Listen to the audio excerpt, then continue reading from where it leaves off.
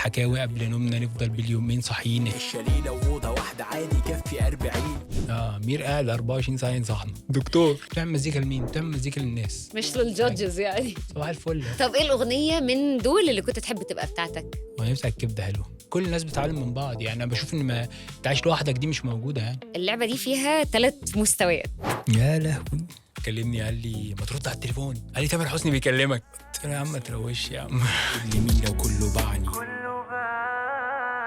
ايه اللي حصل؟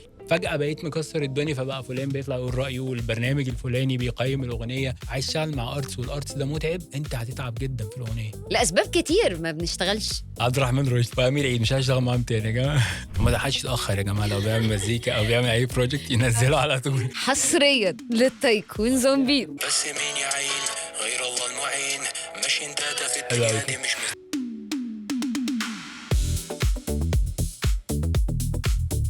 أهلا بيكم في حلقة جديدة. أنا مريم عامر وده تايكون زومبيت. النهاردة معانا صوت بينه وبين جمهوره 10 سنين. دايما صوته مختلف وبيقدم بيه قضايا، وارتبط بجمهوره بحاجات كتير هو قالها، بس اختفى عنهم 8 سنين والمرة دي راجع بقوة. رحبوا معايا بزاف ثروت. ازيك عامل ايه؟ ازيك؟ شكرا. 8 سنين تستاهل سقفة كمان. لا كده حلو قوي. شكرا. الأول إيه سبب هذا الابتعاد الطويل؟ والله والله لا هي كانت بدأت بأجازة كده بعد دخلتي في السخن كده على 12 سنة. ما الناس في- مستنية. والله بصي الموضوع 8 سنين هي بدأت. كان عندنا تور في أمريكا أنا وساري ورجعنا. كانت زحمة قوي يعني. كان عندنا قبليها حفلات كتير وسفر كتير. فقلت أنا أخد بريك بقى شوية. الكلام ده زمان قوي يعني. وبعد كده جت الكورونا، متخيلة بقى إمتى؟ فالكورونا بقى جت بقى. قلت بقى يعني أقعد أشتغل على الألبوم براحتي بس. براحتي.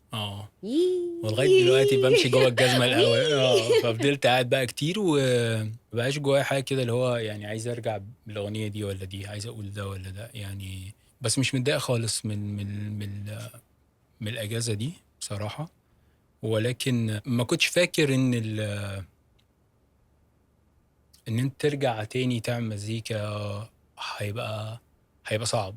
هيبقى صعب. صعب جدا. بس انت اوريدي كنت بتشتغل خلال ال8 سنين دول بس على انا بتكلم ان هو انت ترجع بقى تبقى اكتف على السوشيال ميديا وتروح للحاجات اللي انت بتتعزم فيها وتتكلم عن المزيكا والحاجات دي. انا كنت بعمل ده عادي وكانت بالنسبه لي. دلوقتي بقيت يا بقى مش قادر وكده. مجهود. مش مجهود بس ما بقيتش متعود عليه يعني. هي عامله يعني لما انت بتبقي يعني بتصوري كتير وكده متعوده تقعدي قدام الكاميرا ازاي، هتتكلمي ازاي، مش بتفكري في الحاجه كتير قبل ما تعمليها. لما تبطليها مده بتبقى جديد عليك يعني. ما كنتش متخيل ان هي عامله كده، ان انا كاني ببتدي من الاول وجديد. عايز اسالك سؤال عن المزيكا نفسها. هل حسيت وانت بترجع انه شكل المزيكا اتغير، او ان انت محتاج تأدبت او تعدل حاجات في التراكات اللي انت اوريدي اشتغلت عليها في الوقت ده؟ هي بقى دي المشكله. هي دي اكبر آفة لما تقعد تشتغل مده كبيره على المزيكا او على اي بروجكت. اعتقد ان الدنيا بقت بتتحرك بسرعه قوي. قعدت تشتغل سنه اصلا على ألبوم، فاحنا قعدنا سنين. فافكارك انت هتتغير وانت شغال، فهتلاقي نفسك ما بقتش حابب الاغنيه دي، او ما بقتش دي نفس الفكره اللي عندك عن الموضوع ده. قريت فيه زياده، قابلت حد غير لك وجهه نظرك، فهتلاقي نفسك مش نفس الشخص خالص. اللي يعني كان في ارتست قبل كده شفته كان بيتكلم عن الموضوع ده. المزيكا مش شرط يعني مش شرط تعمل مزيكا عن حاجه دايره دلوقتي عشان تبقى ريليفنت يعني والناس حساها. هي ممكن تبقى مش بتتكلم عن اي موضوع، هو احساس واحد بيغني عن حاجه جواه. صح. بس هي ممكن تبقى كل الناس تحسها عشان هو بيشرب من اللي بيحصل في المجتمع وهي دايره كده بتكمل بعضيها. فممكن بعديها ب3 سنين ما يبقاش الاحساس نفسه لسه موجود. في فتره تحسي الناس كانت عايزه تتبسط بعد كورونا وبعد حاجات وبتاع، مش متحملين يسمعوا حاجه بالظبط. تقيله. بالظبط. ممكن تكون انت كتبت كلام حلو قوي في فتره وفي مشاعر عميقه بس في ألم وكده، مش هتلاقي الناس عايز تسمعه دلوقتي. هي مش شرط ده اللي يحصل، بس انا بحس ان في عقل جمعي يعني بتاعنا كلنا، عايزين نتبسط دلوقتي، عايزين نفكر في المستقبل، عايزين يعني افكار كتير يعني. فكل ما تتاخر كل ما انت مش هتبقى متواصل مع المزيكا اللي انت عملتها. ولو انت ما بقتش متواصل معاها محدش هيتواصل معاها. دي حاجه اكيده يعني. فما حدش يتاخر يا جماعه، لو بيعمل مزيكا او بيعمل اي بروجكت ينزله على كتير طول. نزل تراكاتك اول باول نزل. فريش. ايوه طيب انا طبعا احنا دخلنا على طول على في الحامي الموضوع. بس يعني انا عندي اسئله كتير في الحته دي، اتفضلي. بس عايزين نبدا الاول ايه في الرايق. اتفضلي. في ناس عارفه قصه الاسم، في ناس مش عارفه قصه الاسم. أوكي. فزاب ثروت جت منين؟ هو كنا بنلعب عادي في السايبر فيديو جيمز وبتاع، واحد صاحبي قال لي ما تكتب زاب، فبس قمة في اللهج. مفيش أي حاجة. قمه في الديسكورد يعني. والله بعد كده بدأت أعمل راب. ففي الراب تعمل ستيج نيم، يعني تعمل اسم ليك مختلف يعني عن اسمك يعني. فقلت زاب مش يعني وثروت اسم لوحده متميز، اسم بابايا يعني. فبقى غريب يعني، بقى اسم مش حقيقي مع اسم حقيقي. وكملت بيه بقى وفضل موجود. اوكي بس حلو. طيب برضه هنروح في اسئله رايقه شويه. يلا بينا. أس قريبك. قريبي ابن عمي يعني. ايوه شبه بعض في ايه؟ حاجات كتير والله. حاجات كتير. شكلا شبه بعض.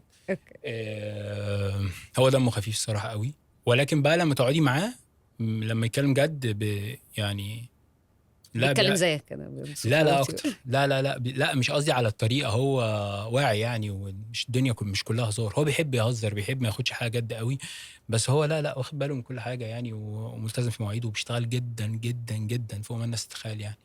بخش بروجكت بيبقى بيقعد مع المخرج والبروديوسر والكاتب والناس كلها، ويدور ويدعبس، يعني مجتهد قوي يعني. هو عنده فيلم نزل قريب، فاحتمال نعمل اغنيه في الفيلم. طيب نرجع بقى نتكلم عن المزيكا والحاجات اللي كانت مميزه قوي او تيرنينج بوينتس في الحياه. اثبت مكانك كانت من التراكات اللي هي طبعا خلاص هو بقى فيه زاب ثروت هنا طبعا. فاحكي لنا اكتر عن التجربه، عن الاغنيه نفسها. يعني الفتره دي عامه في المزيكا كنت بحبها قوي، كانت ولغايه دلوقتي بتحصل يعني. بس انا طول عمري بحب اي مشروع ما فيهوش حسابات كتير. نبقى عايزين نصور الاغنيه دي، فنقول ايه ده، طب ما نتكلم فلان يجي بالكاميرا، نطلع مش عارف نعملها فين فتطلع حلوه. بحس ان ده صعب، ما بقاش بيحصل كتير، بس زمان ده كان بيحصل. واثبت مكانك جت كده يعني. امير كان شغال على الاغنيه وانا معدي عليه كان في بيت مامته الله يرحمها، وده خلاني سمعهاني وقلت له طب ما انا كاتب كلام، فكتبت زودت عليه يلا سجلنا واحنا قاعدين وخلاص. وما كانش فيه الحسبه شريف بقى بتاعت اشتغل على المزيكا. لا خلاص، واتعملت فجأة بقى الأغنية هتتصور وبقى فيها ناس كتير وبقى موضوع يعني. محدش فينا يعني كان مرتبها يعني. بس كان ايه بقى الشعور لما طلعت ولقيت انه كل الناس بتسمعها، كل الناس بتغنيها، ليها معنى كبير بالنسبه جداً للناس كمان جدا يعني. بالنسبه لنا معنى كبير جدا، بالنسبه للناس دي حاجه تبسطنا، ان هي الناس لسه لغايه دلوقتي بتتاثر بالاغنيه دي. الاغاني زمان يعني قبل ما توصل الواحد يعمل اغنيه تجيب ملايين وكده، دي ما كانش عندك عمرك التوقع ده، فكانت اي حاجه بتحصل كانت بتبقى بتخض. واعتقد دي مرحله كمان كانت تيرنينج بوينت اصلا في الصناعه كلها، لان المزيكا احنا بدانا ننزل اونلاين، في المزيكا المستقله عامه. بالزبط. فكانت بالنسبه لي كل اغنيه جت بعد كده، جت بقى مثلا فارس، جت نور، جت الصحاب، ما كانش عندي فكره ان الاغنيه دي هتجيب الارقام دي. فكان دايما اي نجاح هو بره تفكيري خالص. يا نهار ابيض كل الناس دي بتسمعها. دلوقتي الواحد طبعا بيسعى ان هو يعمل حاجات زي دي تاني، بس ساعتها كان في كده حمل مش موجود عليك، ان انت اصلا ما وصلتش الاماكن دي. فاي حاجه بتوصل لها هي جديده وحلوه واول مره وفيها نجاح انت ما عشتوش قبل كده. فما كانش عندنا توقعات، دي كانت احلى حاجه في المزيكا زمان، ما كانش فيها توقعات ولا حسابات ومش مستني ان انت تحسبها دي خالص. دي إيه؟ اللي هتنجح ولا دي ولا خالص. ده كان برضو مع فارس، مع احمد شيبه، ده كان نفس مع الوقت بقى عندك زي فورمولا كده. انت بقى انا بحب الاستراكشر ده في الاغنيه، احب يبقى فيرس في غنى، بحب اعمل مزيكا طبعا مع ساري، فعشان ساري بيعمل مزيكا فبقى عندك الصنعه بتاعتك، بس ما تقدرش تقول ان في حاجه هتنجح بالطريقه دي، او حاجه هتكسر الدنيا، او حاجه هتبقى مش متخيل ان بعد كده يكلموك في برنامج كذا ان انت كنت وانت صغير بتتفرج عليه طالع تتكلم فيه. لا، ما كانت كل حاجه جديده لسه. طب التجربه مع احمد شيبه بقى كانت عامله ازاي؟ لا كانت خطيره، هو فنان كبير يعني. كل الناس اللي اشتغلت معاه انا اتشرفت ان انا اشتغلت معاهم، وهم شطار قوي يعني. وطبعا فنان احمد شيبه شاطر قوي يعني. انا كنت لسه بحكي ان هو يوم التسجيل كان جاي صوت وجعه، فكنت الواحد مخضوض بقى وكده، بس هو يعني شرب حاجه سخنه وبتاع وكده، وهو ما شاء الله طبعا يعني صوت فسجل الكلام. انا اللي كاتب الكلام، فكنت انا بحب قوي لما بتحصل ان انا ابقى كاتب لحد، كاتب حاجه في الاغنيه وحد يغنيها، بتبسط جدا. تسمعها بصوت طبعا، لان هو بيضيف بقى مشاعر من عنده، وجهة نظر من عنده، وهيقف على الكلمة دي وهيتك على دي، فبيحط يعني معنى تاني خالص للكلام. انت لما كتبتها كانت مقصودة لأحمد شيبة يعني، كنت عارف انه هيغنيها؟ اه نروح بقى لحتة الستيج والحفلات شوية. جامد. امباير كانت في استاد، اه جمهور ضخم، اه منظر يعني مرعب. صح. فاحكي لنا على التجربة من الأول خالص لحد دي اعتقد تالت امباير كنا نلعب سوا مع كايروكي يعني، ومبسوط طبعا انا بلعب معاهم في امباير. اخرانيه دي لا، كانت بالنسبه لي اول لما الشباب قالوا لي يلا ما تيجي تلعب معانا، كنت مش هفكر يعني طبعا يلا كده. احنا كده علاقتنا ما فيهاش اللي هو ايه بقى، انت شوف لو فاضي يعني تعالى ده أنا يلا جاي اكلم أصلا. امير انا عندي حفله، اقول له عايزك تيجي، هيظبط اموره وهيجي يعني. كانت حفله حلوه جدا، وكانت استاد يعني، واستاد يعني حفله يعني اللي هو زي ما بنشوف بره. بالظبط وهم بالظبط. بيتعبوا قوي في شغلهم، قوي يعني. لما حضرت معاهم الكام يوم اللي قبل، اللي هم فيهم الساوند تشيك وبيظبطوا اللايت وبيظبطوا كل حاجه، بيخافوا على الناس وبيبقوا مهتمين الناس تدخل ازاي وتخرج ازاي، هم حتى كفنانين مش التيم بس بتاعهم. فبتشوفي النتيجه دي يعني، لما بتشوفي الافورت اللي يعني الاغنيه دي او الفكره دي بتاعت امباير في الاستاد، بيفكروا فيها مثلا من 4 سنين قبل مثلا الموضوع، كل او ده 5 شغل. مثلا يعني. اشتغلوا على فترات، بس بقى في اخر سنه دي شغل مكثف يعني بقى، لان في حاجات كتير انت ممكن يبقى عندك حلم بس مثلا الظروف ما تسمحش لسه، الاستاد طبعا فيه شغل، طب ما نعملها في كذا. وهم عندهم الجراءه بتاعت الحلم ده، اللي هو ما تيجي نعمل حفله في الاستاد، ما تيجي نعمل حاجه اسمها امباير، يبقى لينا حفلات ليها اسم يعني بتاعتهم هم لوحدهم.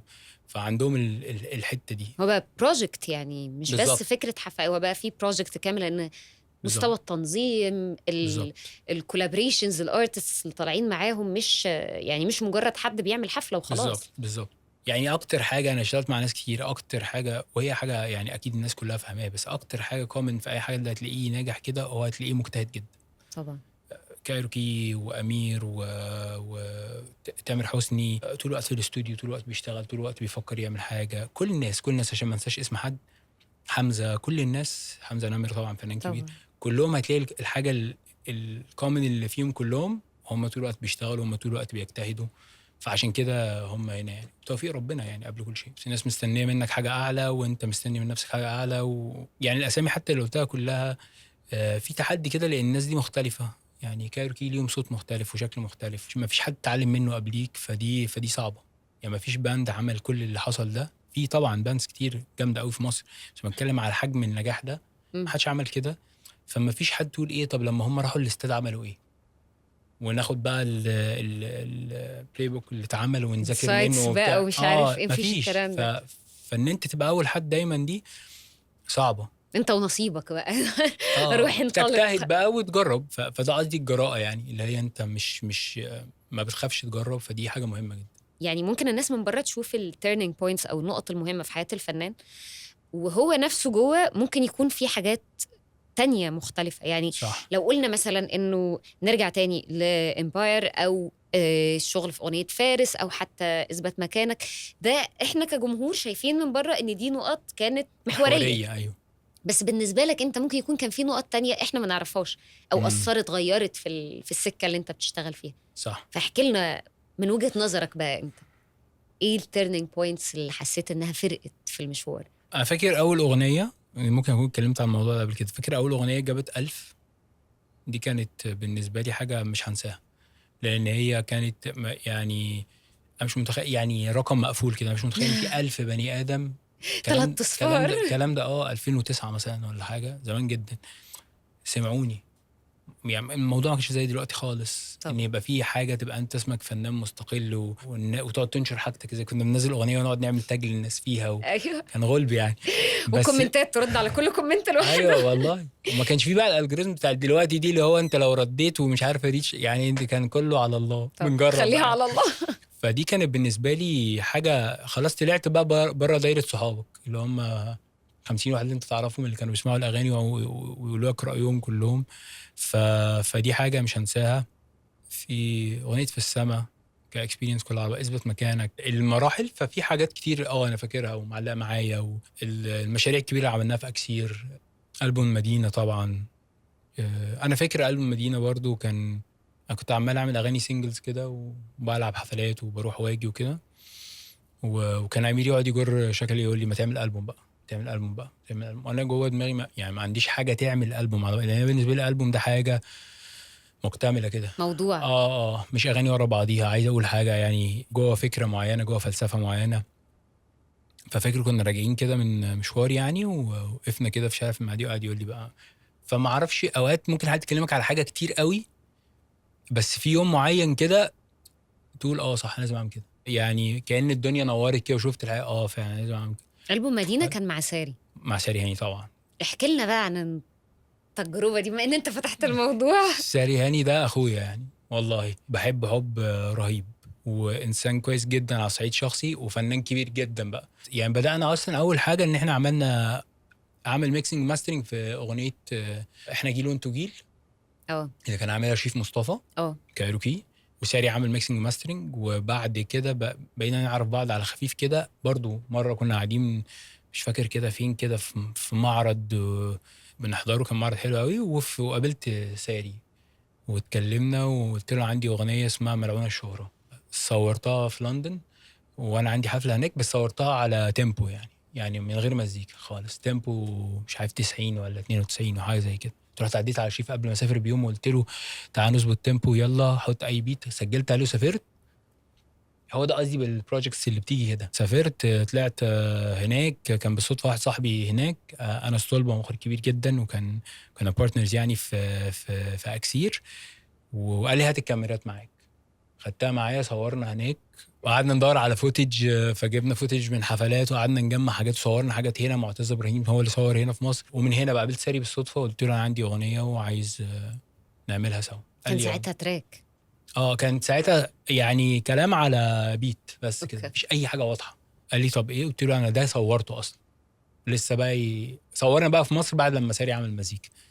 فقال لي ايه وبتاع. انا لما بقى عايز اعمل حاجه بزن جدا بقى، يعني مش يعني اتفقنا نشتغل يلا هكلمك بكره، انا بقى زنان. فقعدت ازن عليه عشان نتقابل.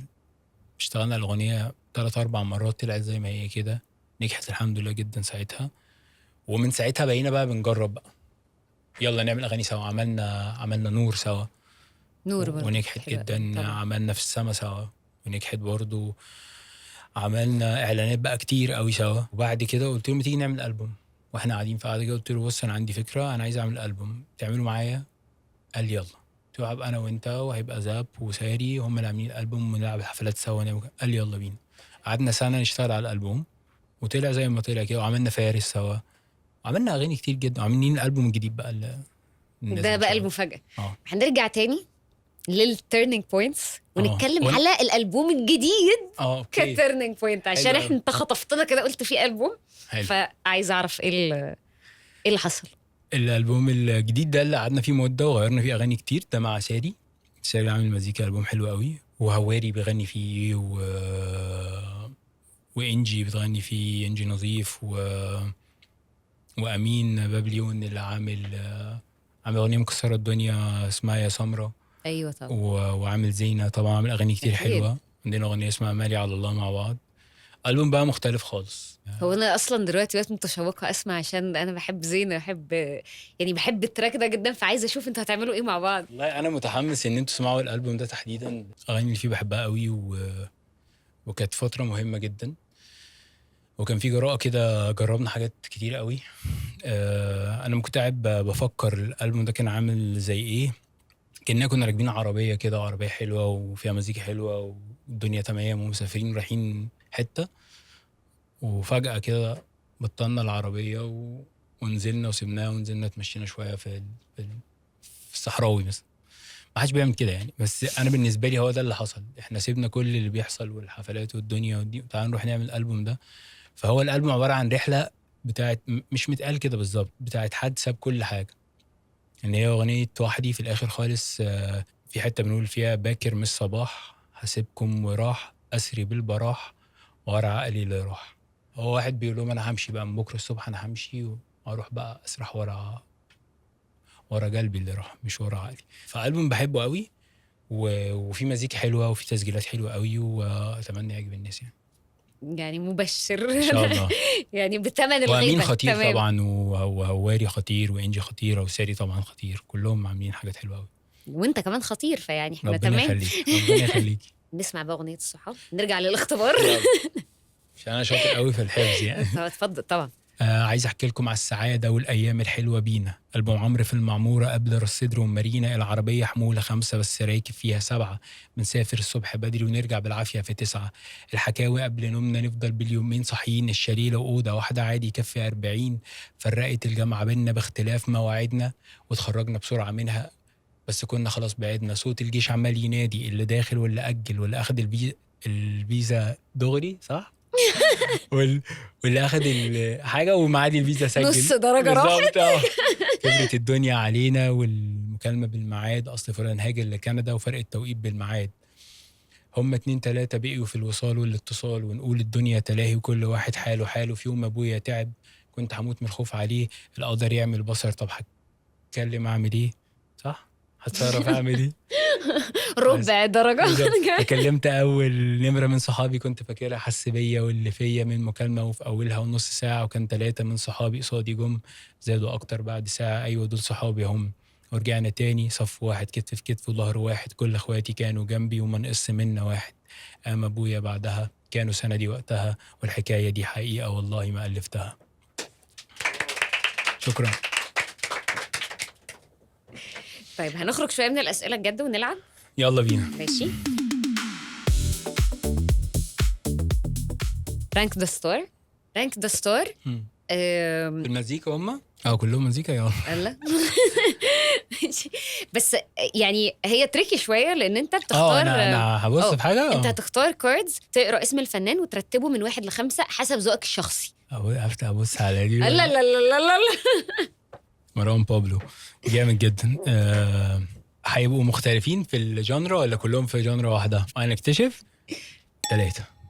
مروان بابلو 3. ماشي. يعني عشان يبقى ناس كتير بتأمن نفسها قوي الاسم 3. أيوة بالظبط. لحد ما يشوف ايه اللي جاي بعد كده. يلا اصبر بس شويه. بتسرق الورق. ما انا ما عنديش قول الاسم. ويجز. ماشي. فما عنديش انا ما بحبش ارتب حد الصراحه يعني ذوق تحب يعني. هي مش انه مكمل 10 هو انت 3. لا لا لا 3 مكرر عادي. حد يتدخل يا جماعه. 2. ماشي. 2 ويجز 3 مروان بابلو. انت هتسوحينا كده. قول الاسم. عفروتو 4. عفروتو 4 ويجز 2 مروان وجامد برضه كلهم جامدين.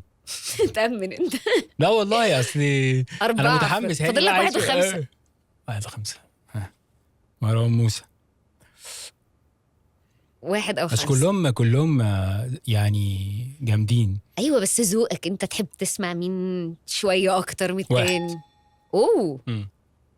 5. ليجاسي 5. مع انه ممكن يبقى 1 برضه. هم كلهم والله ممكن يبقوا يعني. بصي انا في الراب هبقى دبلوماسي قوي دلوقتي. اللي انت ما عملتش غير الدبلوماسيه اصلا. لا والله انا بالنسبه لي بحب لكل حد حاجه. اوكي. يعني ما اعرفش اسمع ألبوم حد لوحده يعني. قليل قوي دي لما تحصل. فبحب هنا اغنيه وهنا اغنيه وهنا. عشان كده بقول لك كل واحد ممكن. فكل حد فيهم ليه اغاني حلوه قوي بس متفرطه بقى. بوظت علينا اللعبه. بس هم كلهم بالنسبه لي كميه دبلوماسيه بوظت. لا والله اغاني ليجاسي اغاني حلوه قوي.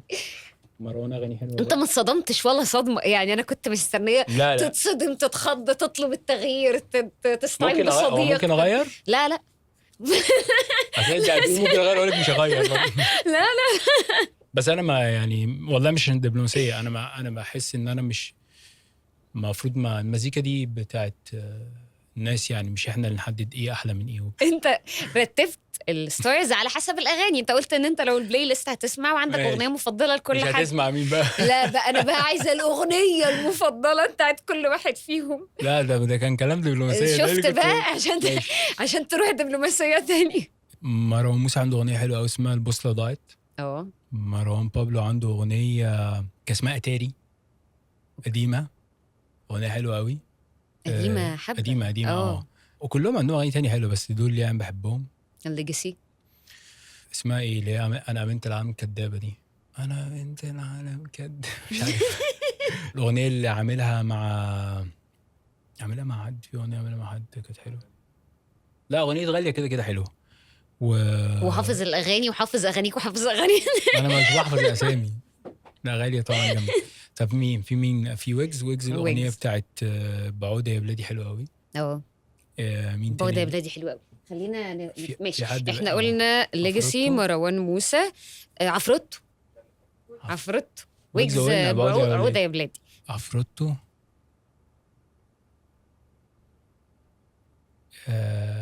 اغنيه بتاعت الكبده حلوه. حلوه والله. طب ايه الاغنيه من دول اللي كنت تحب تبقى بتاعتك؟ هفضل اصعب، هتعدي ممكن تبقى هصعب. بتاعتي؟ لا لا يعني ما فيش. انا بصي اقول لك على حاجه، في اغاني ممكن تبقى هيتس ومكسره الدنيا، بس بالنسبه يعني بحب الكتابه الحلوه اكتر من الميلودي الصايعه والحاجات دي. ففي اغاني كده لما الاقي واحد كتب جمله اللي هو وصف حاجه كده صعبه قوي، ببقى اللي هو يا ابن اللعيبه بحبها، بحب الفكره دي، بحب ازاي كتب الجمله دي. اوكي. فدي اكتر حاجه بتلفت انتباهي لما اسمع اغنيه بتاعت حد ويبقى فيها جمله كده داخله في بعضيها وحلوه جدا، او فيها مشاعر قوي كده.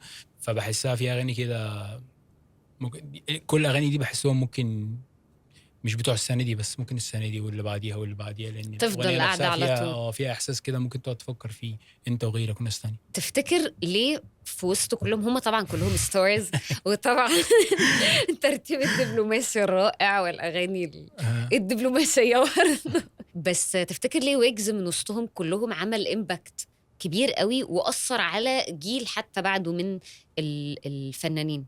ممكن الوقت. هو اول واحد فيهم كان نور جامد يعني. هم في ترتيب الظهور بقى مش عارف مين بقى كان قبل مين بالظبط، بس هو اول واحد كان جاب ارقام عاليه، اول واحد كان بيتسمع بقى خلاص، كسر الحته بتاعت ان جمهور راب بس اللي بيسمعه بقت كل الناس بتسمعه. كان اول حد عمل كده بالحجم ده. وبعد كده بقى في ناس بقى تفوقت مثلا في ارقام تانية، ممكن الناس مش عارف يعني. هم دلوقتي كلهم يعني كل واحد فيهم قدم. انا بشوف كده من زمان ان كل واحد في جانرا معينه عمل حاجه ونجح، هو قدم للناس اللي جت بعديه حاجه يعني، مهد لهم حته هنا يعني. لو ارتست راح كسر الدنيا وجاب سبونسرز فعمل حفله جاب فيها 20,000، اللي معاه في نفس الجانرا او في نفس الفئه هيبقى ليه قلب بعد كده، وهو راح يكلم سبونسر تاني يقول له ايه احنا هنعمل حفله هنا ايه. ليه؟ لان في خلاص حد جرب وعمل ونجح. فحتى لو مش مباشر هو فادك او اداك نمره حد او بتاع، هو عمل كده، هو بقى في حد نجح، انت ممكن تبقى تعمل حفله اكبر منه بقى عادي. بس هو مهد كل واحد، انا بشوف هي بتمشي كده، كل واحد بيمهد الطريق اللي بعديه. يعني لما كايروكي يبيعوا حفله في الاستاد، حتى لو مش لازم حد باند، اي ارتست تاني، فبقى عنده دلوقتي حاجات يقدر يذاكرها. الناس دخلت الريفرنس ازاي اللي كنت بالظبط، بتتكلم ريفرنس، عليه. الناس دخلت ازاي، خرجت ازاي، جابوا سبونسرز عاملين ازاي، ساعدوهم في ايه، الفيجوالز دي عملوها ازاي، حلوا مشاكل الصوت ازاي. فدي كلها حاجات بعيدا طبعا عن الموضوع يبقى سبايسي وبنهزر وبتاع. كلهم طبعا اضافوا للجانر اللي هم فيها جدا جدا يعني. حلو فكرة ان هم يفتحوا المجال، لانه مش بس هو فتح له مجال في الصوت او المزيكا او الطريقة او بالظبط اللي انت بتقوله، انه يفتح مجال في سبونسر شيبس او في كل حاجه فينيوز. في ده تاريخ. هو مهم طلع في جدا. انترفيو واتسال سؤال كان مهم في الناس اثرت بيه، مش فانت بتتعلم من الناس عادي يعني. مش انت تكون يعني قاعد بتنقش ولا قاعد بتتفرج على واحد بعينه طول الوقت، بس هي كل الناس بتتعلم من بعض يعني. انا بشوف ان ما انت عايش لوحدك دي مش موجوده يعني، وما بتعلمش من حد دي مش موجوده يعني. واللي هينكر وجود حد او اللي هينكر نجاح حد، تمام يا مان انكره، ما لو نجح هو نجح بقى غصب عنك يعني. ما حدش يستنى من حد ان هو يعترف بنجاحه يا مان. خلاص انت ناجح في الشارع، الشارع اهم من اي حد. بالظبط. الناس الجمهور بتعمل مزيكا لمين؟ بتعمل مزيكا للناس.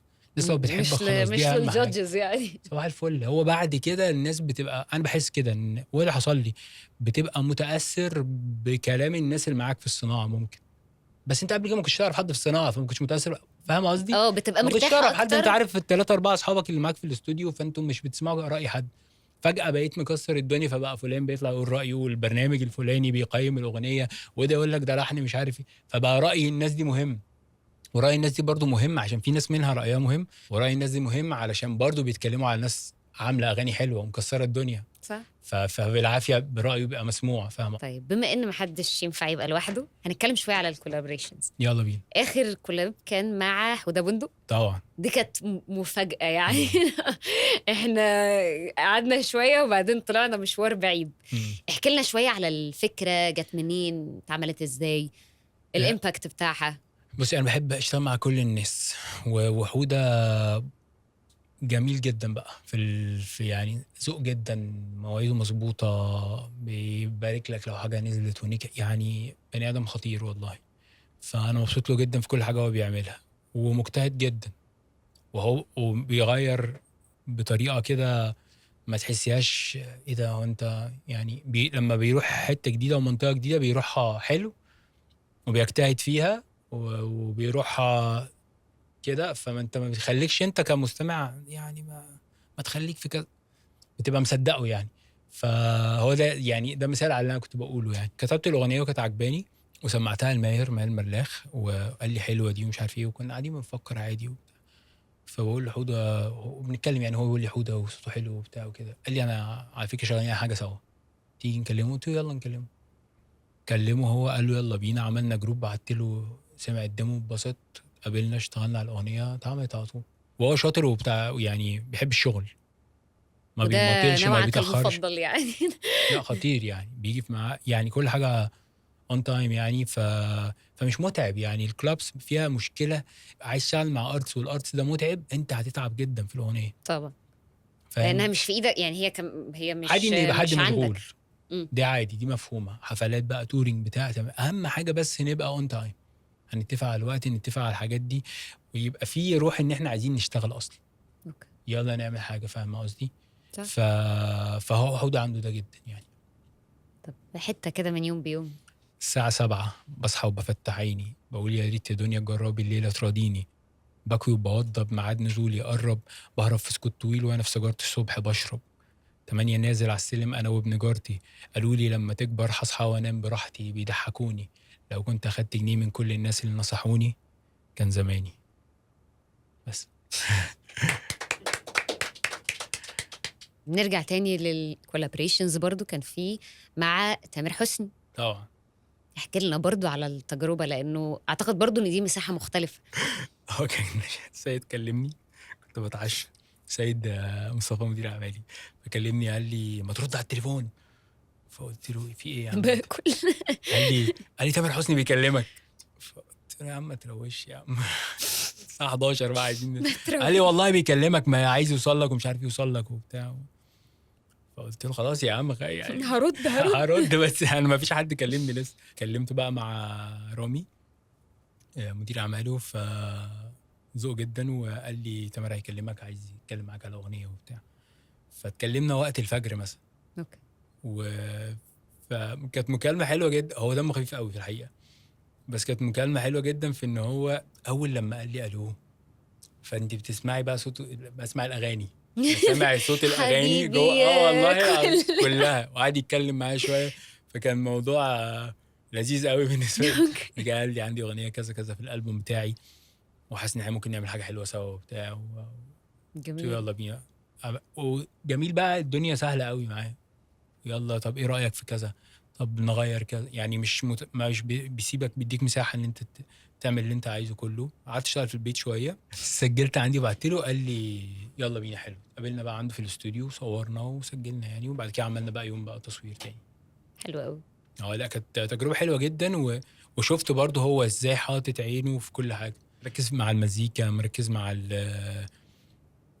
الليركس هنكتب ايه، مركز مع الاستراكشر الاغنيه. هو كان حاضر كل حاجه، مركز في يوم التصوير إيه اللي بيحصل، وذوق جدا بقى يعني يعني يوم التصوير جه عدى عليا في الكرفان وقال لي انت مبسوط ناقصك حاجه محتاج يعني. جميل. جدا يعني اتعلم منه يعني على حجم الانشغال والشهره اللي هو فيها. هو لا يعني واخد باله من جدا من تفاصيل. الذوقيات والحاجات دي كلها طبعا والتفاصيل ومساحتك كارتست يعني معاه.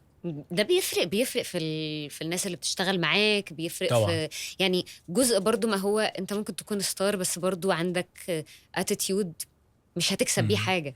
بصي انا مقتنع كل الناس ممكن تعصب في وقت، تتضايق في وقت، تبقى متشبث اكيد برأي في وقت، ده عنده وجهة طبيعي. نظر. بس لازم يبقى عندك بس اريحيه كده شويه لو هتشتغل مع ناس. يعني طبعا طول الوقت بتشتغل مع ناس، بس لو هتشتغل مع ناس على المشروع ده بعينه فهو هيقول رأيه وانت هتقول رأيك وهتختلفوا وهتتفقوا كده يعني. فهو عنده الحته دي كويسه جدا يعني. انك فكانت تروح تجربه حلوه جدا. وترجع، ما تمسكش في الحته يعني، ما تجيبش اللي احنا ما جاي غيرناش كتير، بس هو ما كانش عنده اعتراض ان جرب اللي انت عايزه. فده حلو جدا يعني. حلو أوي. كانت تجربه حلوه جدا يعني. طيب خلينا نرجع تاني لأغنية تامر، وعايزة أسألك هل أنت كنت حاسس إن الأغنية دي ما أخدتش الهايب الكفاية، أو كان تحب تتسمع أكتر أو تتبروز أكتر؟ خلينا نقول. انا كنت لسه بتكلم مع شيف من شويه قبل ما نبتدي، فكنا بنقول كنت بقول له انا بعيد بحس المزيكا لو حلوه هي هتلف اللفه، ممكن تسمع تاني، ممكن تسمع في وقت. فانا مش بقول ان هي ما اتسمعتش، بس هي الناس عماله تكتشف عشان المزيكا بتتغير واجيال جديده عماله تطلع بتكتشف اغاني على انها اول مره تتسمع خالص. كنا لسه بنتكلم على مايكل جاكسون، ولما الفيلم اتعمل الجيل الصغير كله بقى بيسمعه. فنفس الكلام بيحصل دلوقتي عندنا في اغاني. احنا عمالين نكتشف اغاني فرقه المصريين ونكتشف صح. اغاني مش عارف ايه، والناس تتبسط منها جدا وتمشي في الشارع تلاقي كامبينز بتاعت حاجات واخده من الكلام الاغنيه. ودي اغاني من 30 و40 سنه. فلو الاغنيه حلوه هي هتعيش. مش مهم بقى، مش لازم تكسر الدنيا. هي قاعده ان هي تكسر الدنيا دلوقتي بقت عامله تعب الناس جامد. طبعا بتفرق بتفرق يعني، بتبقى عايز تتبسط وحاجتك تنجح، ما انت اكيد عاملها عشان تنجح. بس لو الاغنيه حلوه هي كده كده هتاخد فرصتها يعني في وقت مش هتتظلم يعني. طيب من كل الفنانين اللي اشتغلت معاهم، مين حد اداك نصيحة وفرقت معاك جدا في الشغل، سواء شخصية أو على مستوى الشغل نفسه؟ نصيحه امير يعني. امير قاعد 24 ساعه ينصحنا. دكتور يا ابني ما تعملش. لا امير طبعا يعني. لا قال لي حاجات في المزيكا فرقت معايا، قال لي حاجات كاصحاب فرقت معايا. امير وساري والناس القريبه طبعا اللي هي بتبقى بعد فتره انت في مساحه ان انا اتكلم معاك قوي واقول لك بقيتوا لا. صحاب مش مجرد ناس لان بتشتغل. ممكن وفعلا في فنانين كبار ممكن يشتغل معايا يقول لك ما تجرب تقولها كده وتبقى احلى فعلا. بس بتكلم لو نصيحه فرقت معاك لا طبعا الناس بتقابلها كتير وهم اصحابك وما بينكم المساحه دي، هم الناس اللي ممكن يقول لك نصيحه تفرق معاك قوي يعني. اوكي. ايه النصيحه فاكرها؟ ما فيش. ما اتعلمتش حاجة. لا هم بيتكلموا كتير فمش هفتكر لهم بقى. ما فيش نصيحه بتاعت حد يعني. ما هو امير مثلا هو اللي قال لي يلا دوس في اعمل البوم. فهي دي كانت قاعد يقول لي كتير يعني كان الموضوع يعني الموضوع فارق معاه هو مش فارق معايا انا. لازم بقى فركزت بقى في الوقت عملت الالبوم. واضح ان في حاجه هنا يعني هو لازم كل ما اعملها. يشوفني حد دلوقتي يقول لي هو فين الالبوم ما نزلش ليه، وما بيسالش ولا مره يعني، ما بيبطلش يسال على الالبوم الجديد. ايوه. مع ان عدى سنين وانا كل شويه اقول له شغال على الالبوم، يقول لي هو فين الالبوم هو ما نزلش ليه، هو فين الالبوم هو ما نزلش ليه. ولو قاعدين في قعده وفيها ناس جديده يقول لي ما تشغل الاغنيه دي نسمعها كده يعني. دي محبه يعني. ده اكتر من النصيحه، دي محبه خالصه وفي يعني. حسب بقى المود يعني. لو هو متضايق يقول لي ما انت انا قلت لك قبل كده. بس برضه على الالبوم. اه انت اشتغلت مع فنانين كتير، مين حد تحب ان انت تعيد التجربه معاه دلوقتي؟ يعني في ناس اشتغلت معاهم اكتر من مره اكيد، بس في المستقبل تحب تشتغل مع مين تاني؟ حمزه نمير طبعا احب اشتغل معاه تاني. امير احب اشتغل معاه تاني. كايروكي كفرقه كلها على بعضها احب اشتغل معاه تاني. ساري هاني اكيد مع ان احنا عاملين البوم اهو، بس احب طول الوقت اشتغل معاه. عبد الرحمن رشدي احب اشتغل معاه تاني. عملنا اغنيه واحده اسمها ملوك المدينه، بس هو صديق قريب جدا مني بس ما عملناش اغاني كتير مع بعض. صوته حلو قوي. وفي باقي ناس كتير بقى يعني خلاص اليوم طويل يعني. عايز تقول كل الاسامي؟ لا بس دول اكتر ناس يعني بحب مزيكتهم اصلا. جميل قوي. طيب هنرجع نلعب لعبه يلا برضو مشاكل وكده. behind the chords. الكورس دي فيها اسئله وانت هتختار منهم، هم 6 انت هتختار 3. نسيت يلا تختار الست. يعني عايز تقول الستة؟ لا هاتي بس كده. والله ما هغش. اسحب كارت. ما حدش مصدقني ليه في طب اخد واحده. ايه اكتر اغنيه خدت منك وقت في الكتابه؟ الالبوم الجديد واضح ان في حاجات اخدت. لا ما تهزرش والله، هو كلها في الحاجات القديمه. مش فاكر حاجه يعني معينه كانت متعبه قوي، بس في اغاني كانت بتاخد وقت. يعني ممكن تكون اغنيه فارس. اخدت قد ايه كتاب؟ اون اند اوف، يعني اقعد اكتب فيها شويه واسيبها وارجع، لان كانت الاغاني اللي دايما فيها قصص بكتب الاول الحاجات اللي انا عايز اقولها جوه القصه. يعني هم اكتر كانوا سكريبت اصحاب بتكون واتقابلوا قصة. وعملوا كذا، وبعد كده مش عارف كذا كذا، اقعد اكتب التفاصيل لحد لما، لان هي الفكره بتبقى عندي من الاول ان هو واحد بيكلم البحر، وفي النهايه بقى هنكتشف ان هو بيكلم البحر. فدي الفكره. اقعد بقى بعديها اقعد اعمل جواه افكار تانية اصغر. طب مين اسمه ايه؟ طب مين اللي هيحاول يسافر؟ طب هيسافر في انهي فيرس، عشان لما يجي الهوك انت ما تبقاش لسه عرفت اللي حصل كده. كأنك بتعمل سكريبت. بس يعني مبسط جدا. أكيد. بس هي فكنت اكتب مثلا في الحته دي ارغي شويه زياده، فاقول لا ما هو الاغنيه كده طويله، اروح شايل مثلا هنا من هنا 4 سطور، لان قعدت اتكلم. يعني مثلا فاكره دي قوي في نور، قعدت اتكلم على الحته اللي هو لما قعد نور قعد يروح الشغل ويشتغل ومن ورا اهله ومش عارف ايه، والقصه دي كلها. واحدة. فالحته دي كانت واخده 7 سطور مثلا، فخليتهم 4، بتشيل الكلام ففي اغاني بتاخد وقت في كده، ان هي تبقى القصه طويله وانت عمال تشيل حتت وتأي في حتت. طب ما ندخل دي، طب ما لو قلت هنا كده ده عكس شخصيه البطل بتاع الاغنيه، هو ازاي هنا هيبقى ضعيف بس هنا مش عارف اعمل ايه. يعني كده ده اللي بياخد وقت، بالذات لو فيها حكايه. فممكن اقول فارس. ماشي، السؤال اللي بعده. ده محاضره. لو فقدت ذاكره ونسيت كل الاغاني اللي عملتها ما عدا اغنيه واحده، تحب تفضل فاكر انهي اغنيه؟ في السما. في السما. بحبها جدا، بحب افضل فاكرها. ممكن تسمعنا منها حاجه ولا؟ البدايه بقى بتاعتها. الحفله زحمه مليانه وشوش كتير اعرفها، خلان وعمام واسامي لسه صعب انطقها، عشره ومحبه واضحين ما بين الناس حواليا، بيقولوا ده عيد ميلادي، الحفله دي معموله ليا. ما بين كتير هدايا كان جواب مبعوت لي اسمي، مكتوب عليه وخط امي لحبيبي ابني. طب ليه جواب ما انت جنبي دايما طول الوقت؟ بلاش رمادة بقى، افتح جوابك لو سمحت. قالت لي في الجواب كل سنة وانت زي ما انت جوه قلبي في المكانة مالكش زي، تكبر واشوفك زي ما انت عايز تبقى عايز، كده او كده حبيبي، والكلام جوابي حاسس. بس كده. تالت سؤال. السؤال التالت. أسئلة حلوة عامة. الناس دايما شايفة الجانب الجاد منك. ايوه والله، بس احنا عايزين نعرف احمد ثروت الحقيقي. احكي لنا عن مصيبة او موقف مجنون عملته وانت صغير. انا بتعصب فجأة اوقات يعني، فهو ده اللي بيعمل مشكلة يعني. لا احنا عايزين موقف. يعني زي انا مش بحفظ قوي بس انا بتعصب فجأة. يعني ممكن تلاقيني اتعصبت وعملت مشكلة كده وبعد كده اهدى، لان انا مش بحب يعني اتخانق معاه. بس يعني انا بسأل عن المصايب. المصايب اللي هي عارف بتاعت يعني مشكلة بتاع اللي هي انا ايه نمرة يعني. لا يعني كتير اتخانقت واتضربت واتعورت وارجع بقى من دماغي مفتوحة وارجع دراعي مفتوح. يعني كنت، بس ما كنتش بتاع مشاكل، بس كنت ما بحبش اجري. طب الخناقة بتقوم ليه؟ لا بقى حاجات هايفة عادي. يعني كان زمان الناس بتتخانق مع بعض عشان انت بص فلان بص لك، وانت كان في خناقة مشهورة قوي يعني، انت معاك ولاعة؟ لا معاكش ولاعة ليه؟ ايه ده؟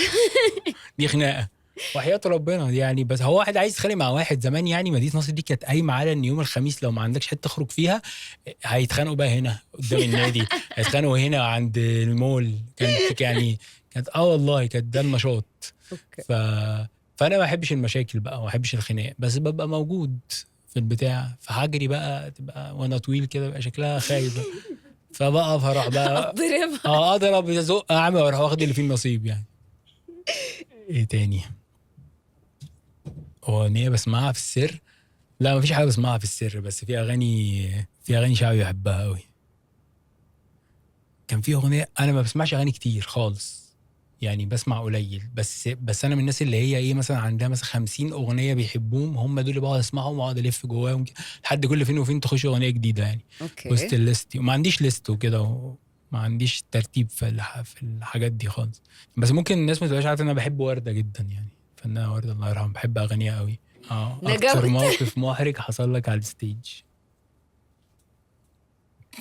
امير بقى ممكن على الستيج يقول لك افيه واحنا في وسط الحفله، أو والله يقول لك نكته، يقول لك حوار، يقول لك بص على كذا، فانت في وسط ما الحفله شغاله وانت بتتنطط وهو رايح كده على الستيج، فيقرب لي كده يروح قايل لي حاجه في ودني، خلاص هبقى هموت من الضحك بقى.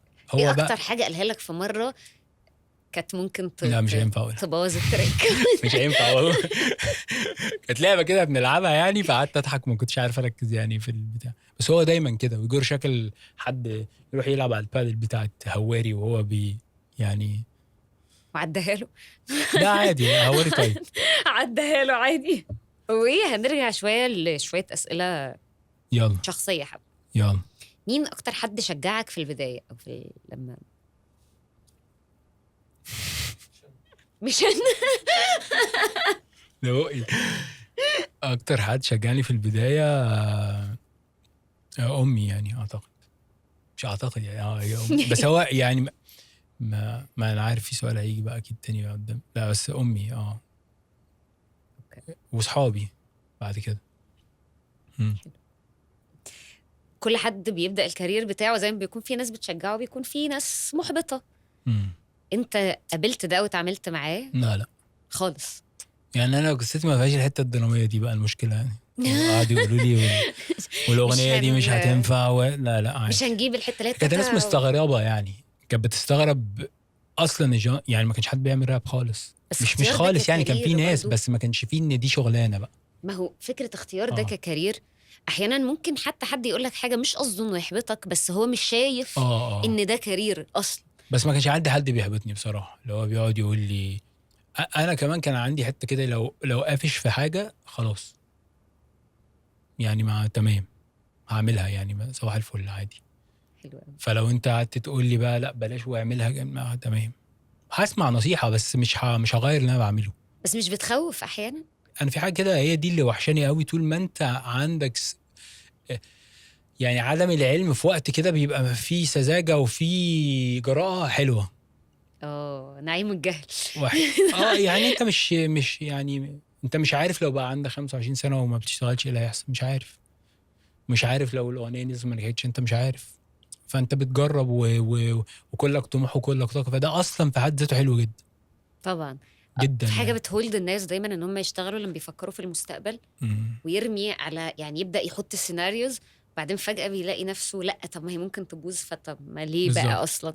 انا ده حصل معايا، ولما بدات افكر بالطريقه دي هي دي اكتر طريقه ممكن توقفك، لان انت زمان كمان ما كانتش كل حاجه متشافه يعني، ما كنتش انت شايف كل النجاحات بتاعت الناس وكل الحاجات فانت يعني عادي هتجرب وصباح الفل. ما كانش عندي اي فكره ان انا هبقى قاعد معاكي النهارده بنعمل بودكاست بنتكلم على ان انا بدات، ولا كان في خيالي. فما كانش عندي حاجه اللي هو لو ضاعت مني لا عادي. بس جربت وبعت للناس اغنيه، وكنت بحاول اطلع في الراديو، بحاول جدا عشان انا بحب الحاجه دي وعايز الناس تسمع الاغاني اللي انا بعملها.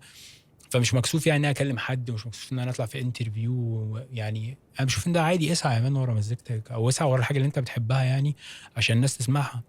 فده كان يعني الاحساس ده حلو جدا، وان انت ما عندكش توقعات دي حاجه جميله جدا. طب ايه اكتر حاجه بتخوفك في الحياه عامه، اكتر حاجه بتخوفني اللي ليها هيبه كده يعني؟ شوفي بقى عكس اللي انا بقول لك بقى دلوقتي عليه، انا ما كانتش بتخوفني زي، بس ما بحبش ان النتائج اللي انا مش عايزها اللي هي الفشل يعني. اكتر حاجه مش بحبها هي طول ما الحاجه مهمه بالنسبه لي، طول ما هي هتفرق معايا يعني. لو هيعز عليك تشوفها ما ظبطتش. لا حتى لو حاجه بسيطه، لو بلعب فيفا يعني، بس المره دي عايز اكسب، فلو ما كسبتش هبقى متضايق قوي بعديها. اوكي. بس مش كتير يعني، الحاجات الهايفه دي مش كتير، بس هي يعني مش بحب الفشل خالص. بس بقى ممكن بقى نقعد نلف حوالين بعض نقول بقى اصل الفشل ده شيء نسبي، وانت ممكن تبقى ناجح من جواك بس فشل وبعدين انت نفسك قلت ان في حاجه ممكن ما تحققش طبعا دلوقتي بس تروح بعدين. بس انت لو انت مستني منها حاجه دلوقتي فهتبقى ما نجحش. لو انت مستني ان الناس مثلا تخرج من الحفله دي مبسوطه وما انبسطوش، فانت هتحس ان انت ما نجحتش. الاكسبكتيشنز طبعا لما يكون عندك طبعا هاي اكسبكتيشنز على حاجه وما بالظبط. مين اكتر حد بيفهمك من غير ما تتكلم؟ لا ناس كتير قوي، لسه طويله فمش عارف اقول يعني. يعني اكيد في حد انت عارف اللي هو لو بصيتوا لبعض هتلقطوا بعض، هيلقطك. ده انا كده كده مقفوش يعني. يعني لو متعصب هتلاقيني باين عليا وبجز يعني اوكي. بس ناس كتير يعني، اسرتي يعني وناس قريبه من صحابي. طب احكي لنا موقف اثر معاك، مش بالضروري يكون حصل لك، بس خلاك تكتب عنه اغنيه من كتر ما تاثرت بيه. اغنيه المدينه انا بحبها جدا، وانا بتاثر جدا بالشارع عامه. يعني طول ما انا في الشارع وطول ما انا بقابل الناس وطول ما انا شايف انا بقعد اسرح بقى في الحاجات دي. يعني اقعد اسرح في لو نزلت الصبح والناس رايحين مدارس رايحين شغل، مين هنا واقف في وسط ما الدنيا صعبة بيظبط حاجة عشان ده شغله، ومين بيعمل الحاجات دي بقى بتفضل معلقة في دماغي كتير. فأغنية المدينة بالنسبة لي كانت بدأت معايا. كنا راجعين من حفلة، فاكرها حفلة كانت بره القاهرة. كنا وقفنا عند يعني زي كده استراحة، وكان في زي عربية أكل اسمها أنوار المدينة أو أضواء المدينة. وكان حاطه انوار جدا وكانت مؤثره في شكلها، وجات في دماغي جمله مش عارف ايه، بس حاجه رساله مش عارف ايه، اضواء المدينه اللي لسه بنحبها رغم انها ضحكت علينا. فبقى وبس، وطول الوقت بقى بفكر في فكره المدينه اللي احنا نحقق فيها احلامنا، المدينه اللي مش عارف ايه. فكانت اغنيه المدينه عباره عن مواقف بقى كتير انا شايفها يعني. منهم الموقف اللي هو بتاع، كان ساعتها منتشر قوي ان ننزل نصور حد غلبان في الشارع وبيضحك للكاميرا وكده، ونقعد نقول بص رغم الصعاب هو مش همه مش عارف ايه وبتاع. فكنت بعدين انا عارف الناس بتصور عادي مش قصدها حاجه، بس كنت بحس ان انت اختزلت كل حياه الراجل ده في اللحظه اللي هو بيضحك فيها، ومعاناته يعني حطيتها وقررت ان على هو ما جنب. عندوش مشاكل ورغمه مش يعني. وانا بالنسبه لي انت سرقت حاجه منه يعني، وقلت حاجه على لسانه. وبقى فرض على الاخرين اللي بيعانوا كمان ان هم يبقى عندهم نفس الابتسامه او نفس بالظبط الاتيتيود. بالظبط. هو انت ليه مش راضي وبتاع؟ فحتى كتبت ده في وسط الاغنيه. فالحاجات الصغيره دي هي اصلا اللي بتعمل الاغنيه جوه دماغي. مواقف كتير قوي، والشارع دايما بالنسبه لي اكتر حاجه بتاثر بيها هي الشارع. كلمنا جد، حبه نرجع تاني للجيمز. يلا بينا. نلعب اخر لعبه، تروث اور كيو. اللعبه دي فيها 3 مستويات. الابيض اسهل اسئله، الجراي وسط، الاسود اصعب اسئله. ولسه هتختار في سؤال من لسه غير السؤال. اللي احنا عملناه ده كله. انا جاوبت هنا 3 زياده اصلا. دي لعبه تانية، انت تبرعت من ماشي اللعبه الاولى. هتاخد كل سؤال من كل لون، لو مش عايز تجاوب عليه هتغني. ماشي ده محمد منير. ماشي.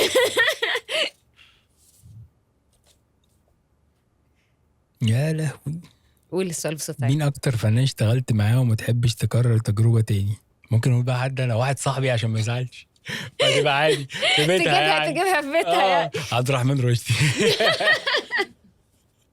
وامير عيد مش هشتغل معاهم تاني يا جماعه. غني. ما لا دام مفيش حد الاجابه مش مش هشتغل معاه تاني مظبوطه. والله. مفيش حد مش هشتغل معاه تاني، حتى لو كان متعب يعني، بس مفيش حد مش هشتغل معاه تاني. يعني علاقتي الحمد لله بكل الناس اشتغلت معاها. قول لو انا بقول اي حاجه غلط قولها، واللي كدبني لغايه بس دلوقتي على كل الناس دول فكرة، صحابي وما فيش اي حاجه مع اي حاجه. على فكرة مش بالضرورة. لحد انت قبل ما يجاوب. جايب مين يشهد لك؟ لا لا معلش. ده بيقول الحقيقه والله. مفيش حاجة تقدمها في الحتة دي تاني، يعني انت خدتها انت دلوقتي بمعنى، دبلوماسيه، انت خدتها انت اتعلمتي. من 10 ايوه. مين ما اشتغلش معاه تاني؟ لا مفيش. عشان مفيش حاجة ممكن مش عشان الناس في مشاكل، لأسباب كتير ما بنشتغلش. والله ما في. ماشي خلاص، طب بس أغني. ممكن نبقى اقول عبد الرحمن رشدي يا جماعه. عشان هو بقى بيتنك عليا وبقى فنان مشهور، فهو انا مش هشتغل معاه تاني. اديني بس جاوبته. خلاص، هي دي اللي هنعمل عليها عشان هو بقى مكسر الدنيا وعامل اغاني حلوه قوي الفتره اللي فاتت. بصي لو ايوه رايح بيسحب بيعبي شرايط. كمل. فهو بقى بيتنك عليا رمادي. والله اديهم لك كلهم اسود. ممكن اجاوب بعد كده. لا لقيت خلاص. حاجه مش صعبه قوي. لو هتختار فنان تعمل معاه ألبوم كامل هيكون مين؟ من اقصى اليمين لاقصى اليسار. لو مزيكا هيبقى ساري اوكي، اكيد. انت اعتمدت خلاص. لو حد بيغني يعني نغني سوا الألبوم كله، يعني اصل انا اتكلمت على امير كتير، بس انا هو يعني عملنا اغاني كتير قوي ما بيننا، كيمستري حلوه. امير ممكن اعمل البوم مع هواري، لو هواري هيغني البوم كامل احب اعمل معاه كده جدا يعني، لان هو هواري عامل اغاني حلوه جدا بس هو مش بينزلها. اعمل البوم مع شريف مصطفى يعمل المزيكا، اعمل لو انا بعرف اغني احب اغني لشعراء كتير بقى. في ناس بتكتب كلام. حلو ده، زي مين مثلا؟ مصطفى ابراهيم. مصطفى ابراهيم طبعا. بحب حاجات كتير قوي للشاعر الكبير الابنودي. مصطفى ابراهيم بحس ان هو بقى صوت يعني كلامه صوت جيل، خطير. مرحله فكره لا معينه، خطير خطير. وبيقول بيجيب جون اول مره يعني. قابلته قلت له، قعدت اكلمه في الحته يقول له يا مان انت تكتب كلام يعني بقعد عارفه اللي هو تبقي عملها ازاي دي، ايوه فكر في ايوه الجمله دي ازاي، بالظبط. يعني التفصيله دي يعني بحب وبعدين الكتابه برضه قوي. بيغيب شويه ويرجع. لا خطير، هو خطير، ما هو راجع بقى مع الشباب ان شاء الله. فاضل الاسئله السهله، يا يلا. خساره يا خساره. انا دبلوماسي قوي ان انا اطلع في برامج. لو هتسمع اغنيه واحده طول عمرك هتكون ايه؟ شبابيك. شبابيك. ده اكيد. دي اجابه صح، شوف مفيش اجابات صح وغلط، بس دي لا اجابه الاغنيه دي صح. بحبها قوي، او بحبها من وانا صغير جدا. والحدوته بتاعتها اصلا كمان. انا ما اعرفش الحدوته بقى، احكيها لي. الشبابيك. اه هي شاعر كان مسجون، شبابيك الدنيا كلها شبابيك، سرقت عمري، والكلام كان عليك، واللي كان داير عليك انتهى من بين ايديك.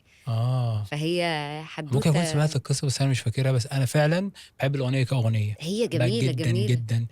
يعني اول مره سمعتها اعتقد كنت في ثانوي، ومن ساعتها بحبها لحد دلوقتي، وبحب الالبوم ده كله على بعض. انا بالنسبه ألبوم لي شبابيك من اقوى يعني، ده يعني موضوع علامه والله مش مش طبيعيه هتحصل في تاني. المزيكا وفي الكلام وفي الغنى، ويعني وصوت منير وقتها كمان، اه يعني بتحس ان انت هتفضل معاه في الحته امم كنت العشرينات بروح دي احضر انت الحفلات هناك. بتاعت دار الاوبرا يا لهوي يا ف بختك. يا كانت بختك. حفله ب 25 جنيه والله. تحويشه دي. يعني كانت كانش في حفلات كتير اصلا بتبقى في الجنينه وشعبيه كده ويجوا الشباب كلهم. لا كانت حاجه مثلا من الحاجات اللي وحشاني يعني. حضرت له حفله وانا كبير، فنان محمد منير، كانت في الاي سي اه دي من كذا سنه. كانت حلوه قوي، كنت في اول صف بقى، فكانت حلوه قوي بالنسبه لي. بحبه جدا جدا يعني. هحسدك على الموضوع ده بعدين. اه هقعد احسدك لا على لا الموضوع لا ده كتير. وبس. طيب يعني احنا انبسطنا جدا ان انت كنت معانا انا النهارده انبسطت جدا والله. بجد. يعني تحية هايلة لكل الأسامي الفنانين الهايلين اللي انت اشتغلت معاهم واللي انت قلت أساميهم كلهم كلهم حقيقي. وفعلا لو هترجع تشتغل تاني وترجع تشتغل مع ان شاء الناس الله. تاني، هنفضل نسمع تراكات جميلة جدا. بس انا عايز اقول بجد حاجه، انا انبسطت جدا معاكي والله. يعني الكلام معاكي مريح جدا، والحلقه كانت حلوه قوي، ومع الشباب كلهم شكرا والله، والله شكرا بجد. ليك.